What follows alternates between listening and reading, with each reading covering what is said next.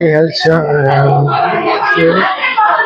চৰকাৰী হেল্থ চৰকাৰে যিটো মানে প্ৰগ্ৰাম কৰিছে এইটো মানে সকলোৰ ভালৰ কাৰণে কৰিছে।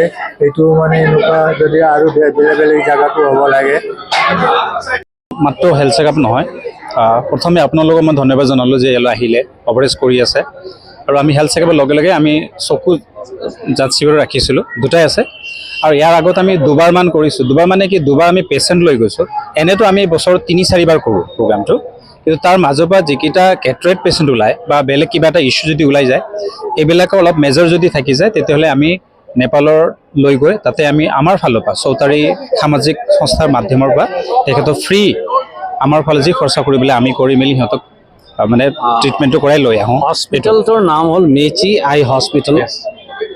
মানে এছিয়াত মোৰ মতে আটাইতকৈ উন্নত চকু চিকিৎসাৰ হস্পিটেল হয়। তাতে আমি পেচেণ্টক গুৱাহাটীৰ পৰা নি পেলাই ইয়াৰ পৰাই নিওঁ, যাৰ অসুবিধা থাকে, মানে মেজৰ ইছ্যু থাকে, কেটেৰেক্ট হ'ল বা চকুত টিবি থাকে, কিবা থাকে, তো তাতে ট্ৰিটমেণ্ট কৰি আনি পেলাই তেওঁলোকক আমি ইয়ালৈ ৰিটাৰ্ণ লৈ আনি বিনামূলীয়া চকুৰে আপোনালোকে বিশেষভাৱে কৰোঁ। আমি কিন্তু এইটো হয় যে ফ্ৰী চেকআপটো আমি কৰাওঁ, কিন্তু এইটো চকুৰটো আমি এতিয়া ইনিচিয়েটিভ লৈছোঁ। এতিয়া লাহে লাহে আমি বেলেগ ইনিচিয়েটিভ লোৱাটো আমি চেষ্টা কৰি আছোঁ। এতিয়া একেলগে চব বস্তুলৈ হাত দিবলৈও টান হৈ যায়। আজি আপুনি দেখা পাব আমাৰ তাত more than 200 চকুৰ চেকআপৰ কাৰণে পেচেণ্ট আমাৰ তাত আহিছে, আৰু more than 150 হেল্থ চেকআপৰ কাৰণে আহিছে। তাৰ মাজৰ পৰা যিকেইটা এতিয়া কেটৰেক্ট ওলাই আছে, এতিয়া নিয়াৰ এবাউট আমি 12টামান কেটৰেক্ট পেচেণ্ট পাইছোঁৱে অলৰেডি। এইকেইটাক আমি এতিয়া বেলেগকৈ ইনিচিয়েটিভ ল'ব লাগিব, আৰু লগতে আৰু কিছুমান জেগাত আৰু আমি হেল্থ চেকআপ কেম্প ৰাখিম। তাৰ পৰা যদি কিছুমান পেচেণ্ট আহি যায় আৰু কেটৰেক্টৰ পেচেণ্ট, তেতিয়াহ'লে আমি একেলগে সিহঁতক লৈ যোৱা, তাতে ট্ৰিটমেণ্ট কৰা আৰু ৰিটাৰ্ণ আনি ইয়ালৈ দিয়া, এই চব ব্যৱস্থাটো আমাৰ ফালৰ পৰা ফ্ৰী অফ কষ্ট থাকিব। সুখবৰ, এতিয়াৰ পৰা আপোনালোকৰ নিজৰ পচন্দৰ মোবাইল ফোনটো ল'ব পাৰিব আপোনালোকৰ নিজৰ বাজেটত।